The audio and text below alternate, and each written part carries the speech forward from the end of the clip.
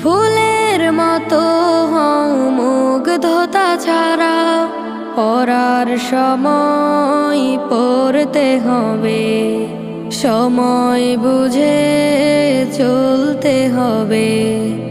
গুরুজনকে মেনে ওঠো স্বপ্নের চূড়ায়, ফুল ফুটেছে ওই কাননে, দেখবি তোরা আয়।